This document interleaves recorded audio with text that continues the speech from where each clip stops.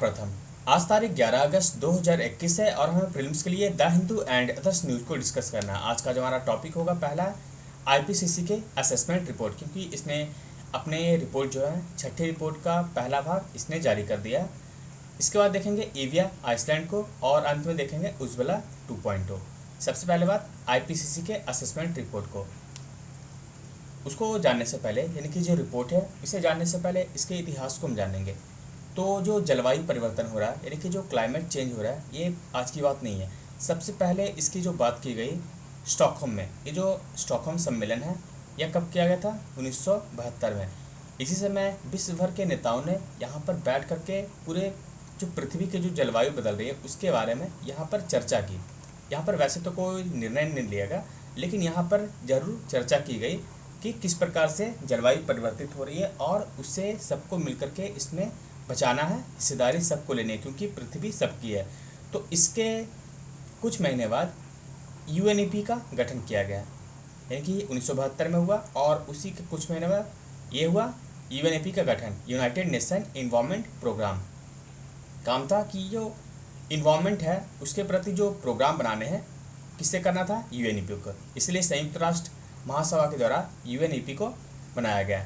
इससे पहले एक हमारा संगठन है, ये भी है वर्ल्ड मेट्रोलॉजिकल ऑर्गेनाइजेशन, यानी कि जो WMO। ये काफ़ी पुरानी संगठन है, 1950 में इसका गठन किया गया था। तो आपने देखा कि इसके बाद कौन सा बना, ये और ये तो पहले से बने हुए थे। तो इन दोनों ने मिलकर के वर्ष 1988 में 1988 में आईपीसीसी का गठन किया। आईपीसीसी यानी कि inter governmental panel on climate change, यानी कि एक प्रकार से अंतर सरकारी एक पैनल बनाया गया। किस पर? जलवायु परिवर्तन पर।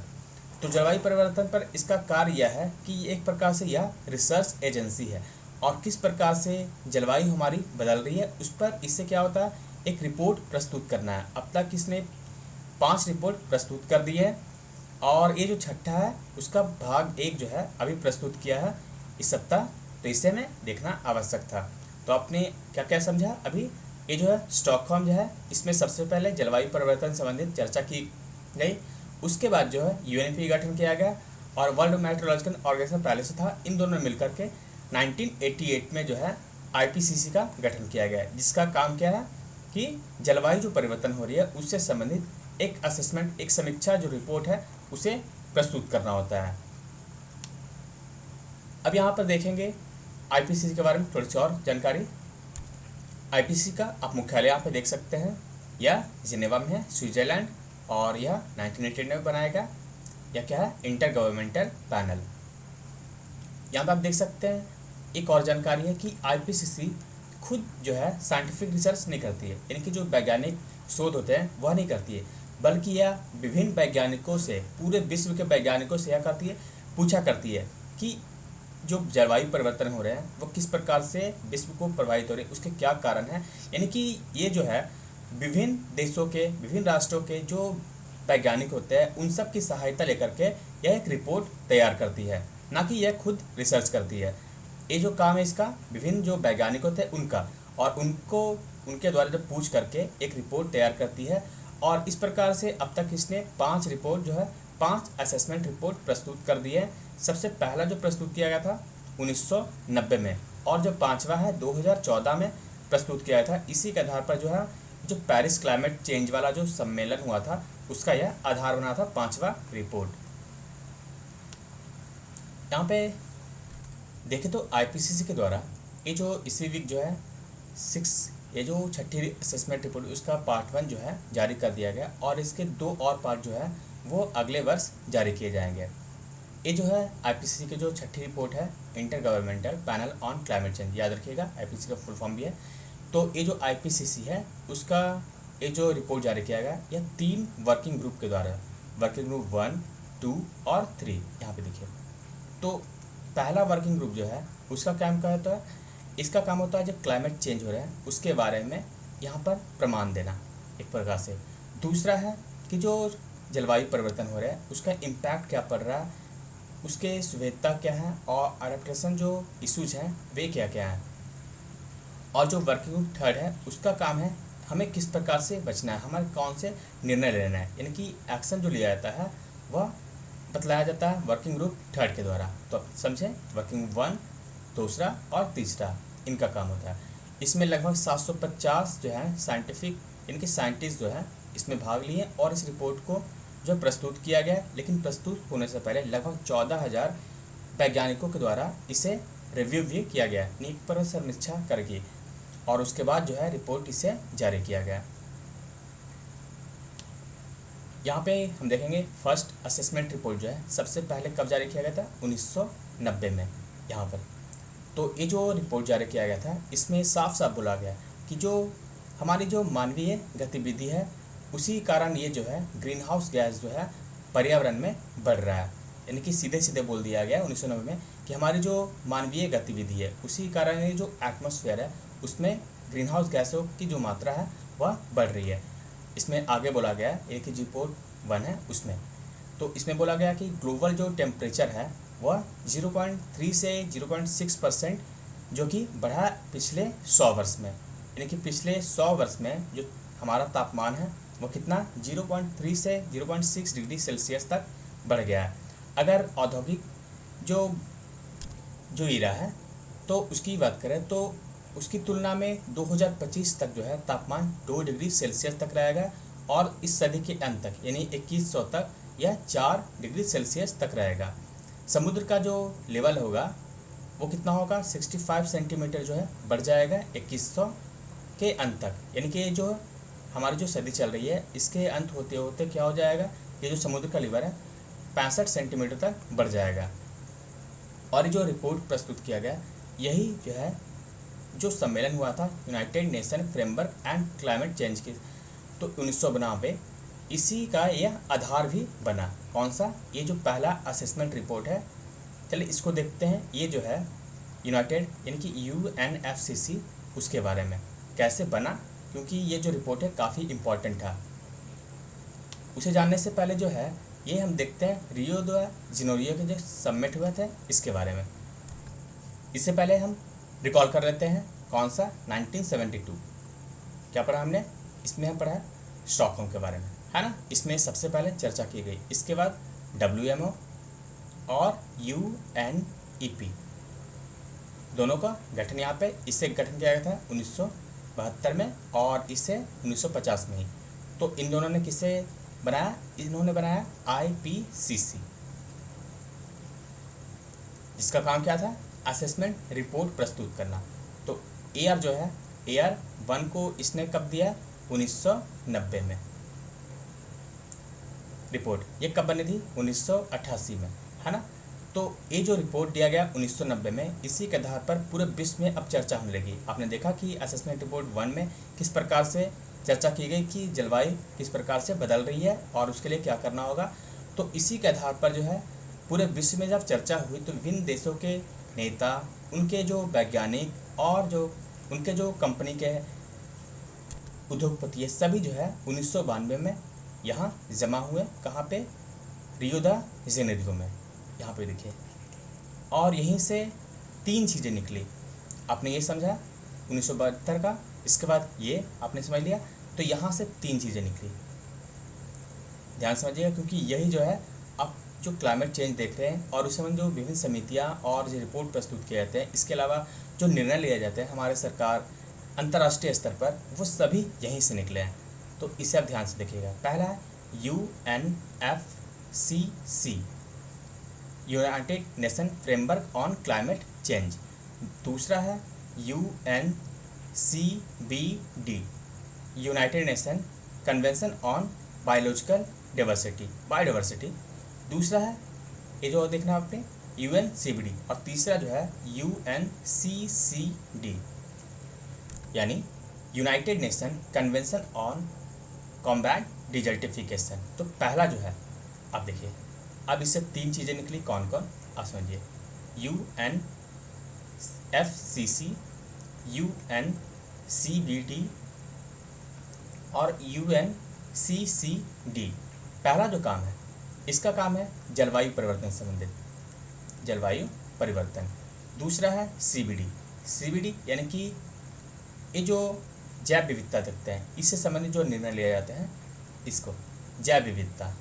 और तीसरा है ये जो मरुस्थलीकरण है, मरुस्थलीकरण यानी कि जो मरुस्थल जो बढ़ रहा है तो उसे भी रोकने के लिए यहाँ पर एक निर्णय लिया गया यूएनसीसीडी के द्वारा, यानी कि किस प्रकार से डिजर्टिफिकेशन को हमें कम करना है, यहाँ पर जैव विविधता, और तीसरा जो है एफसीसी यानी कि जलवायु परिवर्तन। तो अभी हम बात करेंगे यूएनएफसीसी से, क्योंकि इसी संबंधित है ये असेसमेंट रिपोर्ट। इसे बाद में भी देख सकते हैं, फिलहाल क्योंकि इसमें काफ़ी अभी देखना हमें। तो यूएनएफसीसी के बारे में भी यहाँ पे चर्चा करते हैं। तो आप समझ गए, ये जो 1992 का रिव्यू है उसमें क्या क्या निकले, यूएनएफसीसी, यूएनसीवीडी और यूएनसीसीडी तीनों संबंधित किससे, एक जलवायु परिवर्तन से, दूसरा है जैव विविधता और तीसरा है मरुस्थलीकरण से। तो आपने देखा AR1 रिपोर्ट, और उसके बाद इसके द्वारा कौन सा निर्णय लिया गया ये। और हम जानते हैं ये जो रिपोर्ट दूसरा है उसमें क्या बात की गई। ये जो दूसरा रिपोर्ट है वह जारी किया गया 1995 में, पहला कब 1990 में जारी किया गया था, और उसी के आधार पर 1992 का जो महान अर्थ समिट है वह हमारा आधार बना। और इसके बाद दूसरा रिपोर्ट 1995 में जारी किया गया, यह भी एक आधार बनता है। आगे अब देखिए कैसे बनता है। तो ये जो दूसरी रिपोर्ट जारी की गई इसमें कहा गया है, इसमें रिवाइज किया गया। आप देखिए इसमें कहा गया कि 2100 के अंत तक ये जो हमारा तापमान है वह 3 डिग्री सेल्सियस तक बढ़ेगा, यानी कि पहले कितना था 4 डिग्री सेल्सियस की बात की गई थी, अब जो है 3 डिग्री सेल्सियस। इसके अलावा सी लेवल जो है वह भी थोड़ा कम किया गया 50 सेंटीमीटर, क्योंकि 1992 का ये जो अर्थ समिट हुआ था उसका इम्पैक्ट भी थोड़ा पड़ने लगा था, सब पे असर हुआ था ना, इसीलिए। तो इसमें आप देख सकते हैं थोड़ा कमी दर्शाई गई। इसके बाद ये जो ग्लोबल राइज है टेम्परेचर का, इसे 19वीं शताब्दी में सिर्फ शामिल किया गया, तो इसमें 0.3 से 0.6 डिग्री सेल्सियस यह सेम है जो पहले वाली थी, है ना। ये जो रिपोर्ट प्रस्तुत किया गया दूसरा, दरअसल यह क्योटो प्रोटोकॉल का आधार बने। ये क्योटो प्रोटोकॉल जो कि 1997 में आया था, इसका आधार बना। तो ये जो क्योटो प्रोटोकॉल है उसके बारे में डिटेल से डिस्कस करते हैं, यानी कि आपसे पूछेगा कि क्योटो प्रोटोकॉल किसका आधार बना था, तो ये जो सेकंड असेसमेंट रिपोर्ट था किसका, IPCC का। तो उसी के बाद ये जो है क्योटो प्रोटोकॉल बनाया गया था। तो ये जो प्रोटोकॉल है यानी कि यह जो है एक इंटरनेशनल ट्रीटी है जो UNFCC, याद आपको UNFCC क्या है, United nation framework on climate change.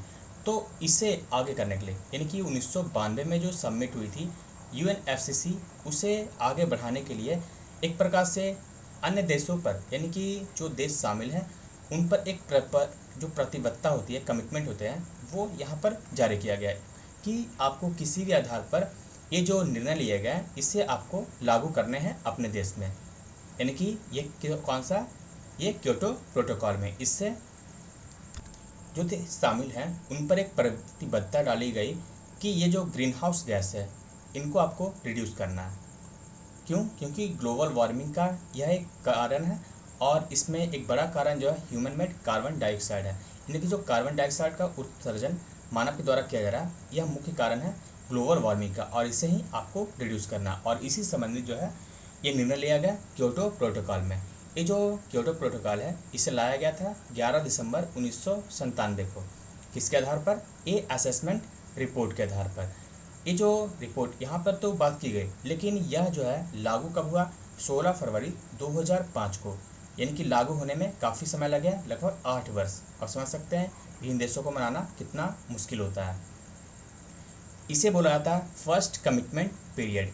ये जो जब 2000 यानी कि 1997 में आया था क्योटो प्रोटोकॉल, और विभिन्न देशों से चर्चा करने के बाद यह लागू हुआ कब, 16 फरवरी 2005 को।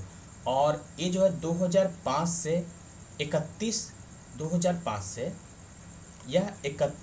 दिसंबर 2012 तक रहा, यानी कि ये जो पीरियड है 2005 से 31 दिसंबर 2012, यानी कि 16 फरवरी 2005 से 31 दिसंबर 2012 के जो पीरियड है उसे फर्स्ट कमिटमेंट पीरियड, यानी कि प्रथम प्रतिबद्धता अवधि भी कहा जाता है। तो इस पीरियड में विभिन्न देशों के द्वारा ये जो कार्बन डाइऑक्साइड है उसे रिड्यूस करने के लिए निर्णय लिया गया इस फर्स्ट कमिटमेंट पीरियड में। यह 2012 तक चला, याद रखिए आप, इसे अभी बढ़ाया हुआ जाता है 2012 से 31 दिसंबर 2020 तक, यानी कि 31 जनवरी 2013 से जो बढ़ा वह कब तक रहा? 31 दिसंबर 2020 तक। ये जो क्योटो प्रोटोकॉल है, इसमें विभिन्न जो देश हैं उनको एनेक्स 1 में शामिल किए गए गैस जो हैं उनको कम करने होते हैं, यानी कि इनका जो उत्सर्जन है वे कम करने होते हैं। इनमें 7 गैस मुख्य रूप से शामिल किया गया, जैसे कि carbon dioxide, methane, nitrous oxide, hydrofluorocarbon, perfluorocarbon, sulphur hexafluoride, nitrogen trifluoride और एक और ऐड किया गया था 8वां दोहा राउंड में, ये जो सेकंड पीरियड चला था उसमें, तो इसमें नाइट्रोजन ट्राइफ्लोराइड को ऐड किया गया था। ये जो गैस हैं कई बार एग्जाम में पूछे जा चुके हैं, कौन कौन से गैस जो है शामिल किए गए थे इसमें क्योटो प्रोटोकॉल में। एक है मॉन्ट्रियल प्रोटोकॉल। ये जो मॉन्ट्रियल प्रोटोकॉल है यह जो है ओजोन परत से संबंधित है, जबकि ये जो क्योटो प्रोटोकॉल है किससे है? यह जलवायु परिवर्तन से। तो यह भी इसमें डिफरेंस ना रहे तो इसे भी जान लीजिए। तो आप समझ गए यहाँ तक क्योटो प्रोटोकॉल तक। तो फिर से रिवीजन करते हैं क्योंकि धीरे धीरे आपको समझना है। 1972, इसके बाद 2 संगठन, इन्होंने किनको बनाया? IPCC को, और इसने रिपोर्ट AR प्रस्तुत किया 1 कब? 1990 में, और इसी के आधार पर रियो द जेनेरियो में ये सबमिट हुआ।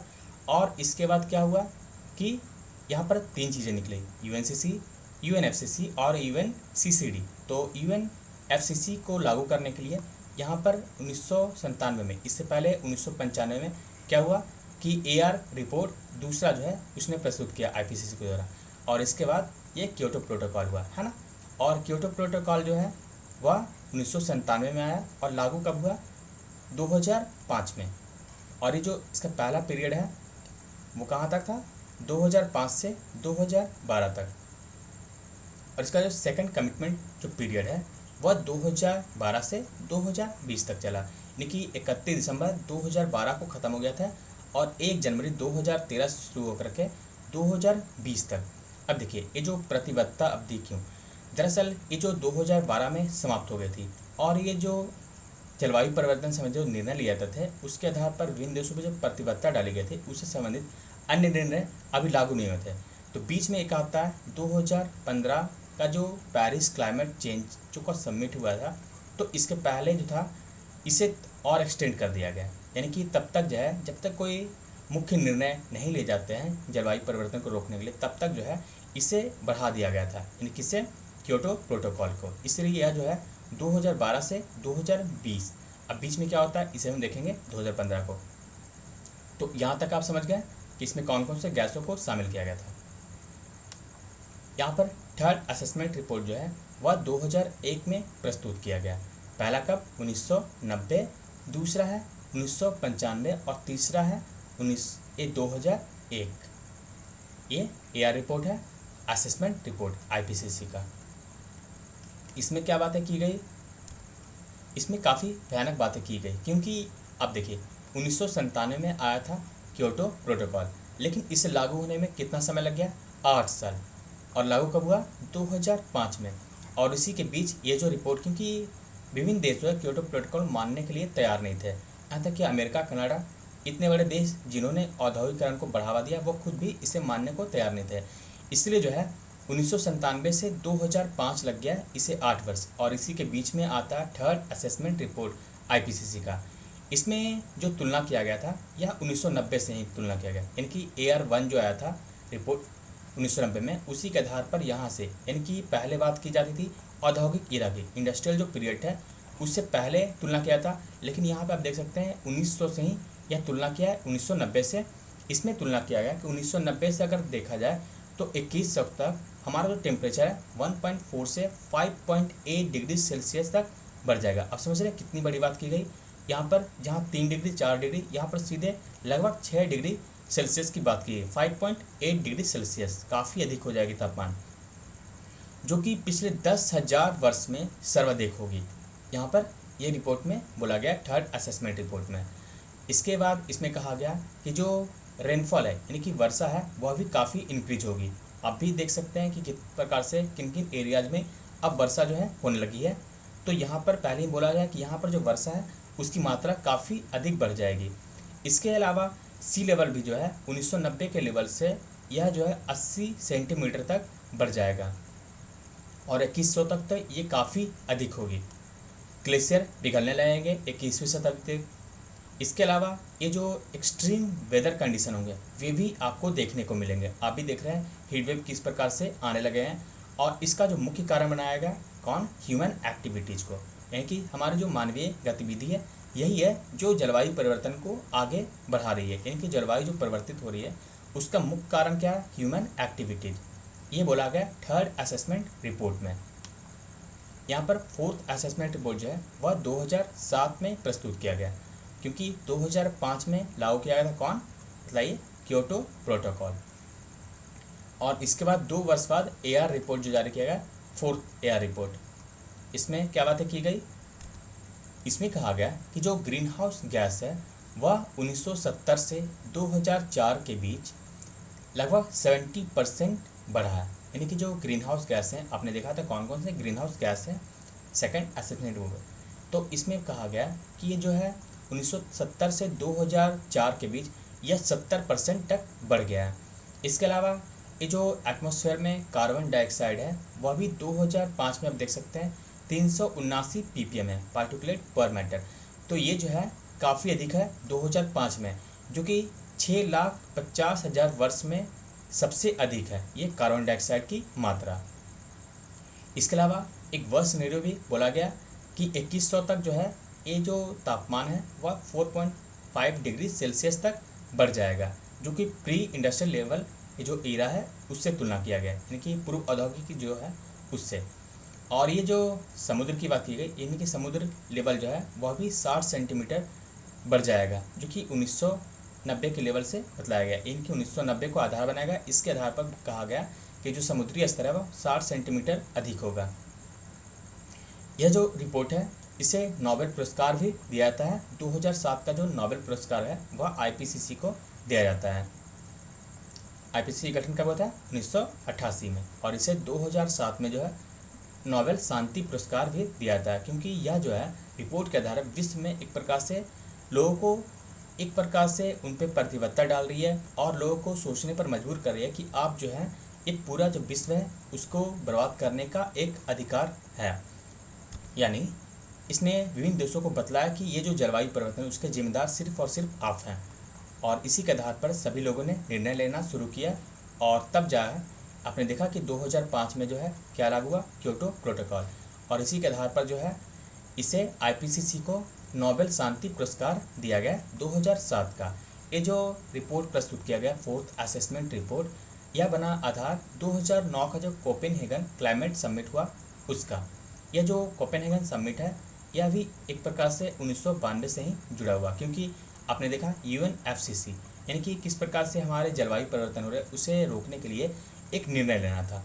तो अभी तो चल रहा था क्योटो प्रोटोकॉल, एक छोटा निर्णय है लेकिन चल रहा था इसे किस प्रकार से रोकना, लेकिन मुख्य जो है वो 2015 में लागू होता है जब पेरिस क्लाइमेट चेंज यहाँ पे आती है।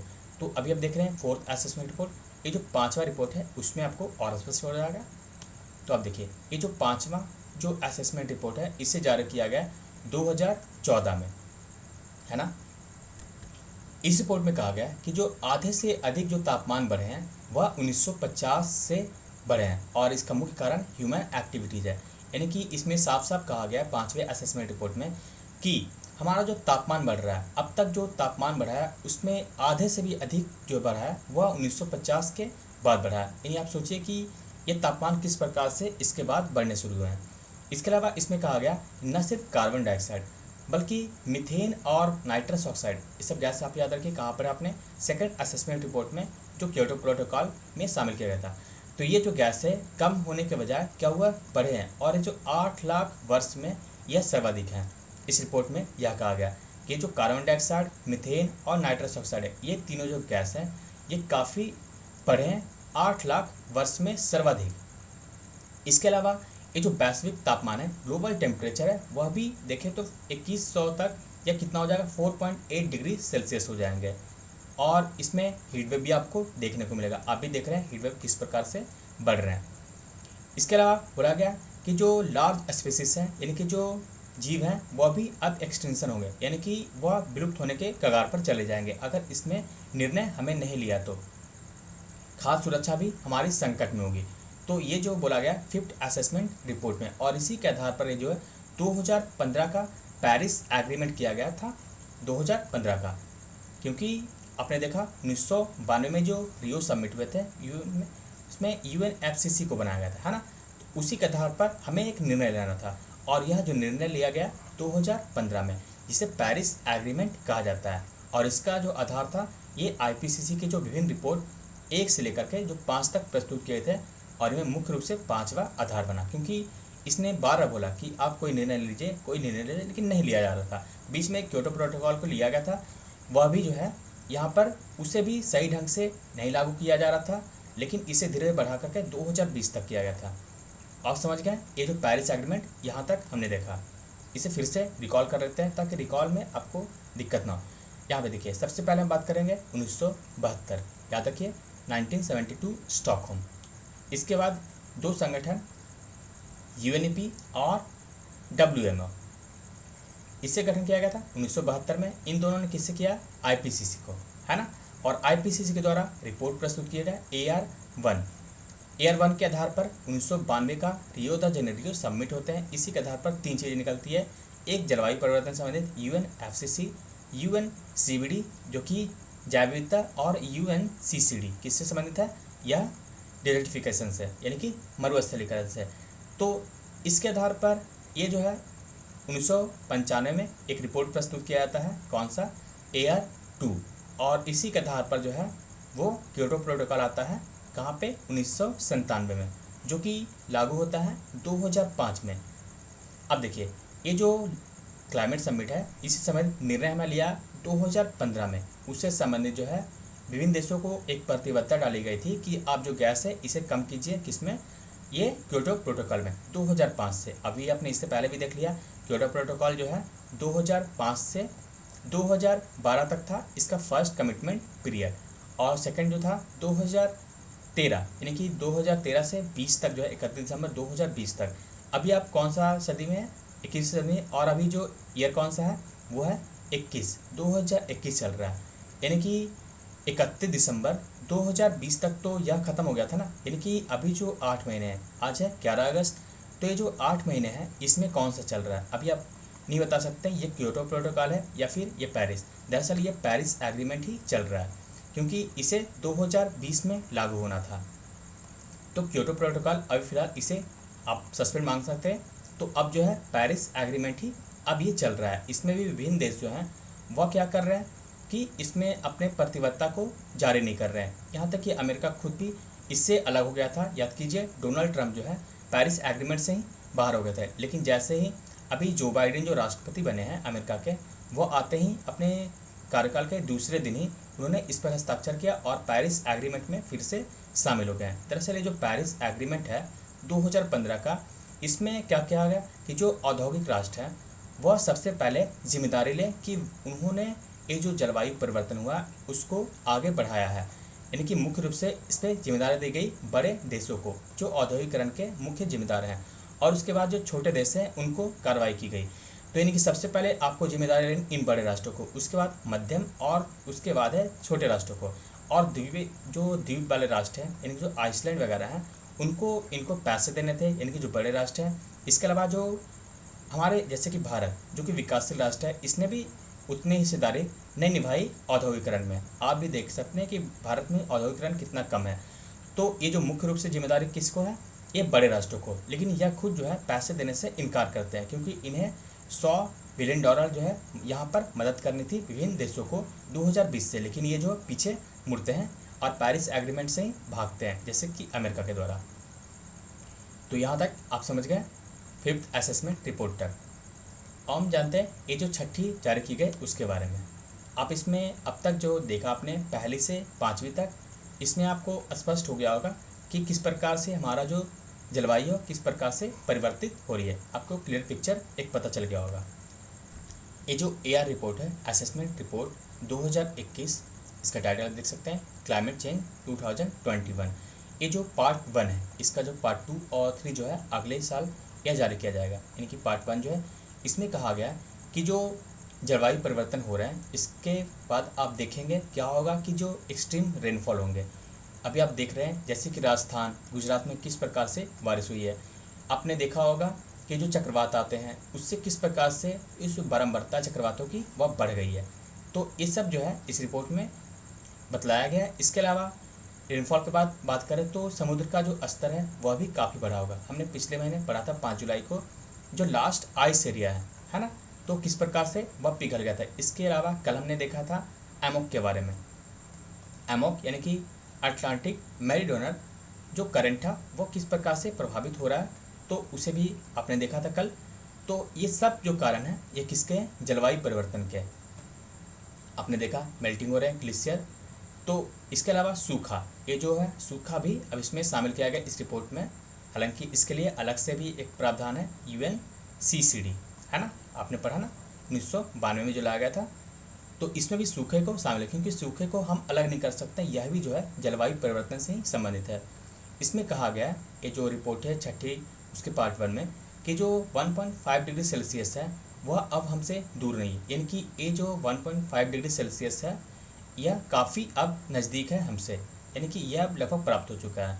और 2 डिग्री सेल्सियस जो यह तो निश्चित है कि जो बढ़ेगा ही बढ़ेगा, क्योंकि ये जो ईयर है 2100 ये समाप्त होते होते क्या होगा, 2 डिग्री सेल्सियस तक बढ़ ही जाएगा। और अब भी हम अगर ना संभले तो ये जो है 4 डिग्री सेल्सियस तक बढ़ जाएगा। यानी कि जो अभी जो तापमान है इससे आपको लगभग 2 से ढाई गुना अधिक तापमान झेलने होंगे। तो अभी आप समझ सकते हैं किस प्रकार से जो है बर्फ़ पिघलने शुरू हो जाएंगे। अभी आप खुद देख चुके हैं किस प्रकार से लास्ट आइस एरिया भी पिघल गया था। तो आप समझ सकते हैं ये जो इसमें क्लियर पिक्चर किस प्रकार से है। एक और है COP26। आपने देखा किस प्रकार से जब भी AR रिपोर्ट प्रस्तुत होता है, यानी कि असेसमेंट रिपोर्ट 1 जैसे कि, तो उसके आधार पर 1992, सेकंड के आधार पर क्योटो प्रोटोकॉल, इसी प्रकार से कोपेनहेगन और पेरिस एग्रीमेंट किया गया। ये जो छठी रिपोर्ट प्रस्तुत किया जा रहा है यह निश्चित है कि ये जो 26वां यूनाइटेड नेशन यानी कि UNFCCC जो होंगे यानी कि सम्मेलन, वो कहाँ हो रहा है, दरअसल स्कॉटलैंड यानी कि ग्लासगो यानी इंग्लैंड में यह किया जा रहा है। इसकी अध्यक्षता यूनाइटेड किंगडम द्वारा की जाएगी। कब, 31 अक्टूबर 2012 से 2012 नहीं 31 अक्टूबर से 12 नवंबर 2021 तक। तो इसमें जो है इस वर्ष जो है जलवायु परिवर्तन से सम्मेलन जो होने वाले हैं उसके COP26, क्योंकि जो 1992 से ये जो समिट हो रहा है जलवायु परिवर्तन संबंधित यानी कि UNFCCC का, उसे COP के नाम से भी जानते हैं, कॉन्फ्रेंस ऑफ पार्टीज। तो ये जो COP है इसी का 26वां जो सम्मेलन है, ये जो हमारा जो निर्णय लिया गया था ये जलवायु परिवर्तन संबंधित पेरिस में, वह भी COP का हिस्सा था। तो उसमें और इसके बाद ये 2021 में हो रहा है। तो इसमें निश्चित है कि AR रिपोर्ट को यहाँ पे भी असेसमेंट किया जाएगा और इसके आधार पर कोई ना कोई निर्णय लिया जाएगा। हालांकि जो 2020 में जो है जलवायु परिवर्तन लागू होना था वो तो लागू हो चुका है, लेकिन उसमें जो कमियां हैं उसको भी यहाँ पर बात की जाएगी, क्योंकि उसको लागू होने के बाद आप देख रहे हैं विभिन्न देशों में लॉकडाउन लगे हुए हैं। और इसके आधार पर जो है लॉकडाउन के कारण जलवायु परिवर्तन संबंधित जो निर्णय लेने थे, यानी कि 2020 में जो पेरिस एग्रीमेंट लागू हुआ उसे लागू होने में काफ़ी कठिनाई हो रही है। और विभिन्न देश जो बड़े देश हैं उनको तो अब एक बहाना मिल गया पैसे ना देने का। विभिन्न देशों को जो अल्पकालिक या फिर विकासशील राष्ट्र है उनको पैसे ना देने का एक बहाना मिल गया, यह कोविड-19। तो इस पर भी चर्चा की जाएगी। इस जो 2000 ये जो COP26 है कहाँ पे, यूनाइटेड किंगडम के ग्लासगो में होने वाला है। तो याद रखिएगा ये जो ग्लासगो में जो समिट हो रहा है COP26 यानी कि UNFCCC का, तो इसे होस्ट कौन करेगा, यूनाइटेड किंगडम। लेकिन इसमें अब यहाँ पे साथ है, देखिए इटली भी है, in the partnership with Italy. तो इसे भी याद रखिएगा। पिछला बार जो है स्पेन में हुआ था, यानी कि COP25 जो है स्पेन में हुआ था, स्पेन के मैड्रिड में। यह भी काफ़ी इम्पॉर्टेंट समिट होती है। 2015 में आपको याद होगा कहाँ हुआ था, पेरिस में। तो ये है इससे संबंधित रिपोर्ट, IPCC के बारे में आपने जाना। इसके बाद एक और जो है न्यूज़ वह भी इसी से संबंधित है, एविया आइसलैंड के बारे में। अभी आपने IPCC के बारे में जाना, अब आप देखेंगे इसका जो इम्पैक्ट किस प्रकार से पड़ रहा है। वैसे यह न्यूज़ में है एविया आइसलैंड, यह कहाँ पे है, यह ग्रीस में है, जहाँ पे जंगलों में आग देखी जा रही है और लोग जो है समुद्र के रास्ते दूसरे देश में भागने को मजबूर हो रहे हैं अपनी सुरक्षा के लिए। ये जो ग्रीस के पास है लिविया आइसलैंड, वहाँ पर ये जो है पिछले कई दशकों में ऐसा पहली बार देखा गया हीट वेव, जिसके कारण जंगलों में आग लगी है। और ये जो कहाँ पड़ता है, यह टर्की के पास और ग्रीसलैंड के बीच में है। यह है ग्रीस, ये जो इविया आइसलैंड। यहाँ पे जो तापमान है काफ़ी अधिक बढ़ गया है, 45 डिग्री सेल्सियस तक, 113 फ़ारेनहाइट, जो कि काफ़ी अधिक है। अपने आईपीसीसी की रिपोर्ट में आपने देखा किस प्रकार से उसने चेतावनी दी है कि ये जो है हीट वेव आएंगे, जलवायु परिवर्तन होंगे और तापमान जो है काफ़ी अधिक बढ़ेगी अगर हम इसमें न संभले तो। चलिए देखते हैं जो COP26 होने वाला उसमें कौन सा निर्णय लिया जाएगा। तो ये तो नवंबर में देखेंगे। फिलहाल ये जो इविया आइसलैंड है इसके बारे में चर्चा करते हैं। तो ये कहाँ पे है? यह ग्रीस में है, जहाँ पे जंगलों में भयानक आग लगी है। यहाँ पे ये इविया आइसलैंड पड़ता है। ये देखिए, ये है भूमध्य सागर, और यहाँ पे देखिए ये टर्की है, और ये है यहाँ पे देखिए टर्की, और यहाँ पे देखिए ग्रीस है। और ये जो भाग है ये है एविया का, यानी ये वाला पार्ट। यहाँ पे आप देख सकते हैं ये वाला जो पार्ट है एविया का, एविया आइसलैंड यहाँ पे आता है जहाँ पर आग लगी है। और इसके बगल में आप देख सकते हैं ये तो भूमध्य सागर हुआ, मेडिटेरियन सी, यानी कि ये वाली पूरी एरिया क्या है, ये भूमध्य सागर है ये वाले। और यहाँ से ये लाल सागर, यहाँ पे सुएज नहर बनाई जाती है। ये कौन सी है? ये जिब्राल्टर, जो कि खुलती कहाँ पे? अटलांटिक महासागर के पास। और ये जो एरिया है, इनकी जो ब्लॉक एरिया है यहाँ पे देखिए आप, ये कौन सा है? एजियन सी। या भी देखिए एजियन सी टर्की और ग्रीस के बीच में है, तो ये भी याद रखिएगा, टर्की के बीच में एजियन सी है। और ये पूरा भाग किसका है? भूमध्य सागर का। नेक्स्ट है उज्ज्वला 2.0 के बारे में। कल जो है प्रधानमंत्री के द्वारा इसे लॉन्च किया गया। कहाँ से? उत्तर प्रदेश के महोबा से। दरअसल ये जो उज्ज्वला है यह 2016 है, उस समय भी यह यूपी के बलिया से लागू किया गया था। उज्ज्वला यानी कि प्रधानमंत्री उज्ज्वला योजना कब जारी किया गया था? इसे लागू किया था 2016 में, यानी कि इसे लॉन्च किया गया था 2016 में। इसका उद्देश्य क्या है? इसका उद्देश्य है एलपीजी गैस को प्रदान करना, प्रोवाइड लिक्विड पेट्रोलियम गैस। ये जो एलपीजी गैस है इसे किसे देना होता है? ये बीपीएल वालों को, यानी कि बीपीएल हाउस होल्ड्स हैं, उन्हें फर्स्ट फेज में दिया गया। कितना? 5 करोड़। लेकिन ये जो है 2018 में इसे एक्सटेंड किया गया। इसे लॉन्च किया गया था 2016 में, लेकिन 2018 में इसे फिर से इसे लॉन्च किया गया नहीं, बल्कि इसमें कुछ एक्सटेंड किया गया। इसमें अन्य महिलाओं को भी शामिल किया गया, जैसे कि SC/ST, PMAY यानी कि प्रधानमंत्री Awas Yojana, Antyodaya Anna Yojana, most backward classes, tea gardener, forest developer और आइसलैंड, इन सब के जो महिलाएं हैं उनको भी इसमें शामिल किया गया इस सेकंड फेज में। यानी कि 2016 के बाद जो इसमें एक्सटेंड किया गया था 2018 में सेकंड फेज में, इसमें 7 अन्य क्षेत्र की जो महिलाएं हैं उनको भी इसमें शामिल किया गया। इसके अलावा जो पहले टारगेट था 5 करोड़, देखिए 5 करोड़ महिलाओं को गैस प्रदान करना था, तो अब जो है ये टारगेट 8 करोड़ हो गया सेकंड फेज में। ये जो एलपीजी कनेक्शन है वो कितना हुआ? 5 से अब 8 करोड़ हो गया, ये सेकंड फेज में। अब जो है 2.0 है, इसमें क्या खासियत है उसे देखते हैं। तो आपने देखा कि 2016 में जब से लॉन्च किया गया था तब टारगेट कितना था? 5 करोड़। 2018 में इसका सेकंड फेज जारी किया गया, उसमें टारगेट किया गया 8 करोड़।